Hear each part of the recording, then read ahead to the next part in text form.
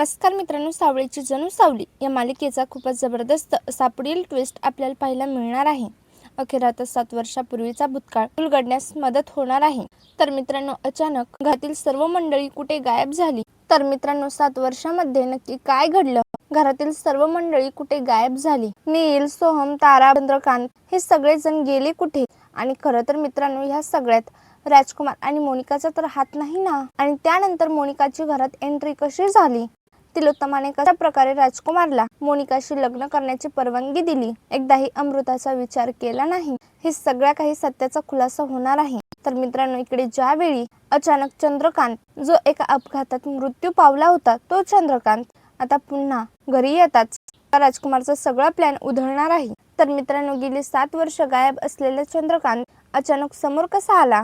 तर मित्रांनो, ज्यावेळी सावली जगन्नाथ मंदिरात अबीरच्या नावाची पूजा घालत असतात, त्यावेळी मंदिराच्या एका कोपऱ्यात चंद्रकांत बसलेला दिसतो. त्यावेळी जगन्नाथ आणि सावलीच्या पायाखालची जमीनच हादरते. सावली बाबा म्हणून त्यांच्या जवळ जाते, पण चंद्रकांत काही बोलायला तयार नसतो, कारण त्यांची बुद्धी भ्रष्ट झालेली आहे. तर आता जगन्नाथ म्हणत असतो की सावली, हे कसं शक्य आहे? मला तर अशी बातमी कळली होती की हिंदळी या जगात नाहीये. मग हे कसं शक्य आहे? मात्र काहीच कशाचंच भान नसतं, कारण त्यांना काहीच आठवत नाही. ते कोण आहेत आणि इथे कसे आले ह्यांना काहीच कल्पना नाही. तर मित्रांनो, इकडे आता सारंग, सावली, जगन्नाथ चंद्रकांतला एका चांगल्या हॉस्पिटलमध्ये घेऊन जातात आणि तिथे होतात. एका महिन्यानंतर उपचारादरम्यान त्यांना सगळं काही आठवू लागतं. ते कोण होते आणि त्यांची ही अवस्था कोणी केली? त्यावेळी आता चंद्रकांत सांगत असतो की माझी ही अवस्था माझ्याच मुलाने राजकुमारने केली. हे ऐकून जगन्नाथ आणि लीला खूप मोठा धक्का बसलेला आहे. तर आता त्याच वेळी चंद्रकांत, अबीर, सावली आणि जगन्नाथला घेऊन मेंढळ्यांच्या घरी येत तिलोत्तमा आणि सारंगला सांगू लागतो की ह्या राजकुमारने तिच्या बाळाला मारण्याचा प्रयत्न केला आणि ही गोष्ट ज्यावेळी मला कळली होती, त्यावेळी ह्या राजकुमारने माझाही जीव घेण्याचा प्रयत्न केला. मला कित्येक वर्ष डांबून ठेवलं. मग त्यानंतर मी त्याच्या तावडीतून सुटलो. तोपर्यंत माझी अवस्था खूपच बिकट झाली होती. मला काहीच आठवत नव्हतं. मी कोण आहे आणि इथे कसा आलो? मी असेच 2-4 वर्ष वणवण फिरत राहिलो. अचानक जगन्नाथ माझ्या समोर आले आणि त्यांनी सुरू केले. तेव्हा कुठे मला सगळं काही आठवायला लागलं. तर मित्रांनो, हे ऐकताच आता सारंग तिलोत्तमाच्या पायाखालची जमीनच हादरली आहे. सारंग तिलोत्तमाला तर जबरदस्त असा धक्का बसलेला आहे. आपल्या पाठीमागे एवढं काही घाणेरडं कृत्य होऊन गेलं आणि आपल्याला ह्याची साधी भनक सुद्धा लागली नाही. आपल्याच भावाने आपल्या वडिलांना मारण्याचा प्रयत्न केला, आपल्या मुलांना आणि आपल्या बायकोला मारण्याचा प्रयत्न केला. हे काय आता सारंगला आणि तिलोत्तमाला सहन होत नाही. सारंग सनसनीत जगन्नाथच्या कानाखाली मारतो आणि त्यानंतर तिलोत्तमाचा तर खूप मोठा विश्वासघात झालेला आहे. त्यानंतर आता सारंग पोलिसांना बोलवतो आणि मोनिका आणि राजकुमारला पोलिसांच्या ताब्यात देण्यात येते.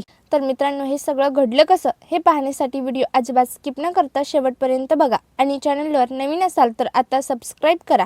चल तर मग व्हिडिओला सुरुवात करूया. मित्रांनो, ज्यावेळी आता तिलोत्तमा सारंगला म्हणाली असते की तुला तुझ्या बाबांची शपथ आहे, तुला जर कंपनीमध्ये सावली हे नाव हवं असेल तर तुला कंपनीमध्ये यावंच लागेल. तर मित्रांनो, ज्यावेळी आता तिलोत्तमाने सारंग समोर ही अट घातलेली आहे, त्यावेळी मात्र इकडे मोनिका आणि राजकुमारचे धाबेदार आणले आहे. त्यांना खूप मोठा धक्का बसलेला आहे, कारण त्यांनी कंपनीमध्ये खूप मोठा फ्रॉड करून ठेवला आहे. मुळात ते इतकी वर्ष कंपनीमध्ये फ्रॉडवर फ्रॉड करत आहेत, त्यामुळे त्यांच्या पायाखालची जमीनच सरकली आहे.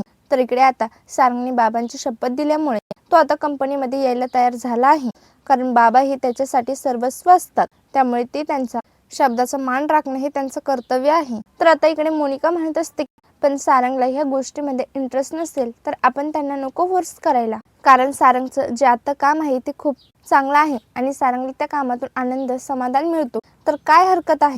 तर आता तिलोत्तमा म्हणत असते की मोनिका, तू हे काय बोलतीयस? ही कंपनी सारंगची आहे आणि मला आवडेल. सारंगने पुन्हा ऑफिस जॉईन केलं तर मला खूप आनंद होईल, कारण मला सारंगच्या चेहऱ्यावरील आनंद बघायचा आहे. जेव्हापासून ती सावली हे घर सोडून निघून गेली, त्यानंतर माझ्या चेहऱ्यावरील आनंदच गायब झाला आहे. तर आणि सारंग इतक्या वर्षानंतर कंपनीमध्ये यायला तयार झाला आहे, त्यामुळे असं काही घडायला मला नको ज्यामुळे सारंग कंपनीमध्ये पुन्हा येणार नाही, नाहीतर गाठ माझ्याशी आहे. तर आता राजकुमार म्हणत असतो की आई, तू असं काय बोलतेस?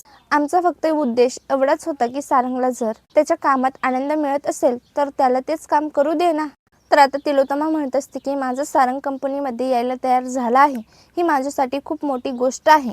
कारण जेव्हापासून सारंगने कंपनी सोडली आहे आणि त्यानंतर त्याचे बाबा गेले, त्यानंतर ह्या कंपनीची तर दूरच आपल्याला हाय ती कंपनी पण नीट चालवता येत नाहीये आणि त्या कॉन्ट्रॅक्टरला सारंग सोबतच डील करायची आहे. तर आता कॉन्ट्रॅक्टरनेही असं सांगितलेलं असतं की जोपर्यंत सारंग या कंपनीमध्ये पुन्हा एकदा जॉईन करत नाही तोपर्यंत या कंपनीमध्ये मी इन्व्हेस्ट करणार नाही. कारण सारंग हा असा व्यक्ती आहे ज्यामुळे ह्या कंपनीची भरभराट होऊ शकते आणि माझ्या इन्व्हेस्टचा मला फायदा होऊ शकतो. तर मित्रांनो, आता जगन्नाथने सांगितल्याप्रमाणे 25 विद्यार्थी गुरुकुल सुरू करण्यासाठी हवे असतात. आता सावली अबीरने आता ठिकठिकाणी जाऊन ह्या 25 विद्यार्थ्यांना आपल्या क्लासमध्ये ॲडमिशन दिलेलं आहे. त्यानंतर आता गुरुकुल खूपच खुश असतात. जगन्नाथने आता गुरुकुलचा तारीखही ठरवलेली असते. ती तारीख आता 2 दिवसावर असते. तर मित्रांनो, आता गुरुकुलच्या शुभारंभाचा मुहूर्त 2 दिवसावर असल्यामुळे जगन्नाथ सांगत असतो की सावली, तुझ्या पुढच्या वाटचालीस कोणतीही अडचण येऊ नये म्हणून उद्या आपल्याला मंदिरात छोटीशी पूजा करायची आहे. त्यामुळे तुझ्या आयुष्यात कोणतीही अडचण येणार नाही. तुझ्या वाटेमध्ये कोणीही येणार नाही. तर आता सावली ठीक आहे म्हणते आणि दुसऱ्या दिवशी जगन्नाथ, अबीर आणि सावली त्या पूजेसाठी जातात. मंदिरामध्ये जगन्नाथ सावलीकडून छानपैकी पूजा करून घेतो. कारण गुरुजी असल्यामुळे तो आता सावलीकडून पूजा करून घेतो. तर आता त्यानंतर सावली मंदिरातील सगळ्या व्यक्तींना छानपैकी प्रसाद वाटत असते आणि प्रसाद वाटत असताना ती तिथे मंदिराच्या आसपास बसलेल्या गोरगरिबांना प्रसाद देत असते. त्यावेळी मात्र चंद्रकांत एका बाजूला पाडा असतो. चक्क आता सावली पाहते. सावली पाहताच ती चंद्रकांतला ओळखते. तिच्या तोंडातून बाबा हा शब्द बाहेर पडतो, पण चंद्रकांत मात्र भानावर नसतो. त्याला काही आठवत नाही. सावली त्यांना खायला देते. तर आता सावलीला काहीच कळायला मार्ग नसतो. हे चंद्रकांत बाबाच आहेत का? तर आता सावली खूपच अस्वस्थ झालेली असते. जगन्नाथ तिथे येतो. जगन्नाथ म्हणत असतो की सावली काय झालं? त्यावेळी सावली सांगत असते की मी चंद्रकांत बाबांना इथे पाहिलं. तर हे ऐकून जगन्नाथला खूप मोठा धक्का बसतो. जगन्नाथ म्हणत असतो की काय? चंद्रकांत बाबा? ते तर ह्या जगात नाहीये. तुला भास झाला आहे का? तर हे ऐकताच सावलीलाही खूप मोठा धक्का बसलेला असतो. सावली म्हणत असते की काय? चंद्रकांत बाबा ह्या जगात नाही? हे कधी झालं आणि कसं झालं? नाही, हे बाबांना आता इथे पाहिलं. तर आता जगन्नाथ म्हणत असतो की कोण आहे? मला दाखव. तर त्याच वेळी आता सावली जगन्नाथला चंद्रकांत जवळ जाते. त्यावेळी आता जगन्नाथ पाहतच राहतो. जगन्नाथला पाहून तर खूपच मोठा धक्का बसलेला आहे. जगन्नाथ म्हणत असतो की चंद्रकांतजी, पण चंद्रकांत मात्र जगन्नाथ म्हणत असतो की चंद्रकांतजी, तुम्ही इथे आणि तुमची ही अवस्था कशी झाली? तर आता चंद्रकांत म्हणत असतो की मला भूक लागली आहे, मला खायला द्या. पुरी मला खायला दे, तुझं सगळं काही भलं होईल. आता सावलीचे आणि पाणी देते. त्यानंतर आता सावली जगन्नाथने आता चंद्रकांतला ओळखल्यामुळे त्यांना ह्यामध्ये काहीतरी काळं भैरं वाटत असतं. आता जगन्नाथ म्हणत असतो, सावली, नक्कीच ह्यामागे कोणतं तरी खूप मोठं षडयंत्र आहे. आपल्याला बाबांना हॉस्पिटलमध्ये शिफ्ट करायला पाहिजे, ज्यामुळे त्यांच्या तब्येतीत सुधारणा होईल आणि त्यांना पूर्वीचं सगळं काही आठवायला लागेल. तर आता मित्रांनो, जगन्नाथ सावली चंद्रकांतवर उपचार सुरू करतात. महिनाभर त्यांच्यावर उपचार सुरू असतात. सावली जगन्नाथ चंद्रकांतला अधूनमधून भेटत असतात. मात्र इकडे कल्पना नसते. अचानक त्यांना हळूहळू सगळं काही आठवायला लागतं. चंद्रकांतला आठवू लागतं की हे सगळं माझ्या बाबतीत राजकुमारनेच केलं होतं. राजकुमारने सावलीचा जीव घेऊन माझ्या नातवांना मारण्याचा प्रयत्न केला. हे ज्यावेळी मला कळलं त्यावेळी मी हे सगळं तिलोत्तमाला सांगायला निघालो होतो. म्हणून त्याने माझी अशी अवस्था ॲक्सिडेंट घडवला. तर मित्रांनो, हे सगळं सत्य ज्यावेळी चंद्रकांतने सावली जगन्नाथला सांगितलेलं असतं त्यावेळी मात्र त्यांच्या पायाखालची जमीन सदरली आहे. तर मित्रांनो, जगन्नाथ निर्णय घेतो. जगन्नाथ म्हणत असतो की आता बाद झालं. आता राजकुमारला त्याच्या पापाची शिक्षा मिळायलाच पाहिजे. त्या राजकुमारमुळे आज तू तुझ्या नवऱ्यापासून आणि तुझ्या कुटुंबापासून लांब आहेस. तुझ्या मुलाला वडिलांचं प्रेम मिळालं नाहीये आणि एका बापाला त्याने मारण्याचा प्रयत्न केला. आता हे सगळं काही सारंग आणि तिलोत्तमाजींना कळायलाच पाहिजे. असं म्हणून आता चंद्रकांतला घेऊन जगन्नाथ आणि सावली जातात. त्यावेळी आता चंद्रकांतला समोर पाहताच तिलोत्तमा आणि सारंग, मोनिका, राजकुमारला खूप मोठा धक्का बसतो. तर आता तिलोत्तमा आणि सारंग खूपच खुश झालेले आहे. तर राजकुमार आणि मोनिकाचे तर 12 वाजले आहे. तिलोत्तमा म्हणत असते की अहो, तुम्ही जिवंत आहात. आम्ही तर आतापर्यंत समजलो होतो की तुम्ही या जगात नाही. तर आता चंद्रकांत म्हणत असतो की मी जिवंत आहे आणि माझं बहिणा मला मारण्याचा प्रयत्न माझ्याच मुलाने केला आहे. हे ऐकताच आता तिलोत्तमा म्हणत असतो की माझ्या मुलाने मारण्याचा प्रयत्न केला म्हणजे? तर आता चंद्रकांत सांगत असतो, हो, मला मारण्याचा प्रयत्न ह्या राजकुमारने केला. ह्यानेच सारंग सावलीचा संसार मोडला आणि सावलीच्या जीवावर उठला होता. ही बातमी मला ज्यावेळी कळली त्यावेळी मी त्याला धमकावलं म्हणून त्यांनी माझी ही अवस्था केली.